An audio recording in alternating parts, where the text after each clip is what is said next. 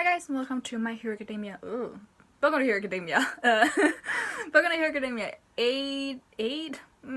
183. I can't numbers. I can't speak apparently. But it's the end of the culture festival.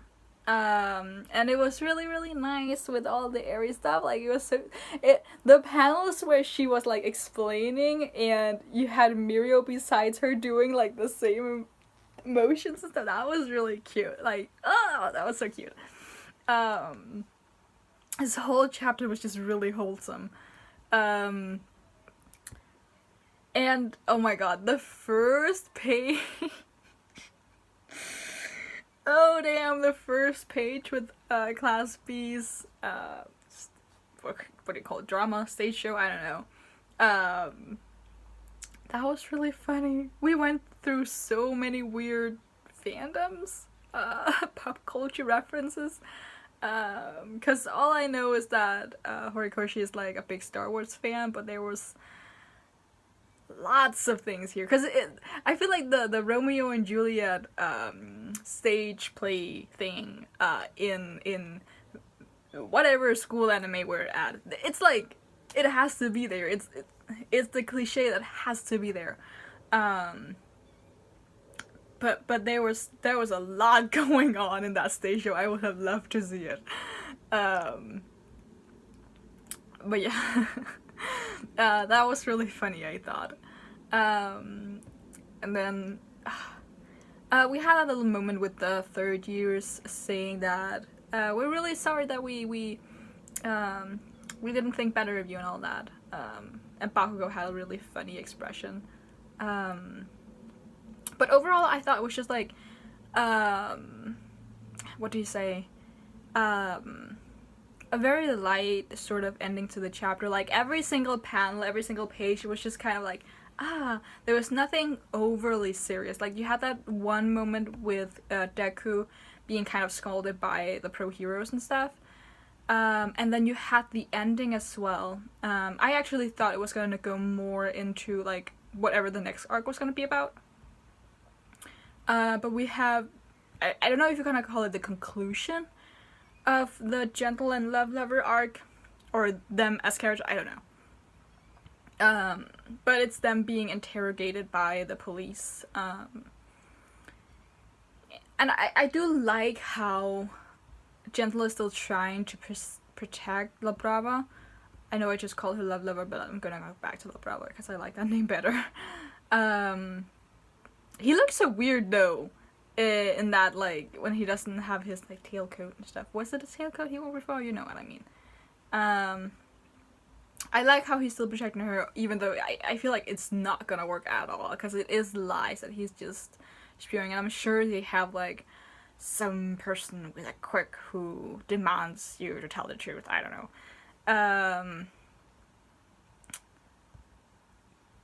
But it was, yeah.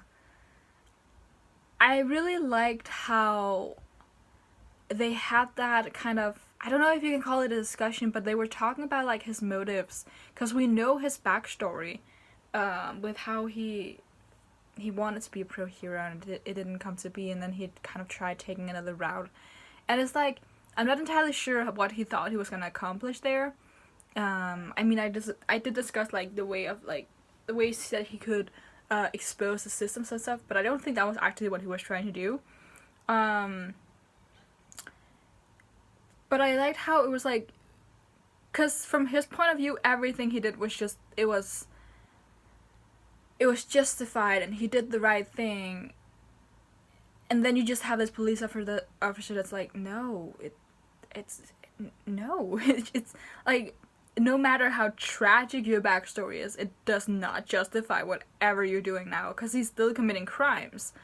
And I really like that, because a really good villain is a villain that has like a really compelling backstory. Like I'm not gonna claim that Gentle had like the most compelling backstory ever, and that was just like, oh my god, you feel so much for him. But it's really nice when you can like understand where all of that, it's what makes Stain the best villain of the show so far, right? Because you understand exactly why he's doing what he's doing and why he has come to the conclusion that he has and all that, despite the fact of what all the things that he's doing, they're just so wrong. But I just really like this conversation because you have like, I don't want to say it's it is two sides of the same story because they're seeing it from two different points of view, but looking at it from an outsider's point of view, you know what's right and what's wrong because cool motive, still murder, right? I hope you got that reference. So I just really like to end on that note because even even Gentle at the end says like, even if the path I took was incorrect,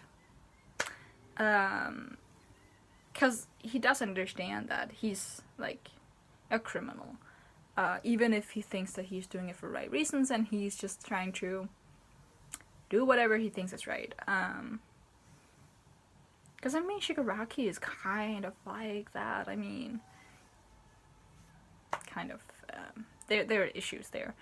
But yeah, I like that ending because I just feel like Gentle wasn't a big villain and he wasn't featured for all that long and he never really posed like a big threat. Like, even if he succeeded in what he wanted to do, he wouldn't have done anything.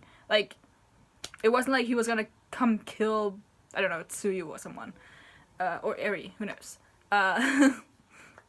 Like, that was never his ultimate goal. His goal was kind of just like to interrupt the festival. But I like that even though he was still that kind of villain that wasn't really supposed to be that big of a deal, he still had a decent backstory and a decent motive that was like, because I still like them as characters. I know a lot of, or I don't know if a lot of people, but I have seen people who find them boring and just like, ugh. And I can see that point of view. I mean, they didn't really, for the big storyline, they did not offer much. But I still enjoyed them very much as characters.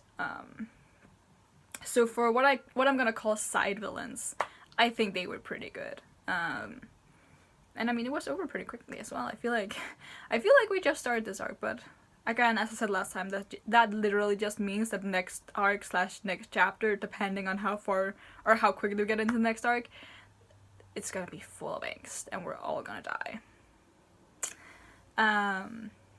But yeah, I don't really have much more to say because it was a pretty chill chapter. Yeah. So you can leave a like, you can leave a comment, and you can subscribe if you want to see more. And until next time, bye.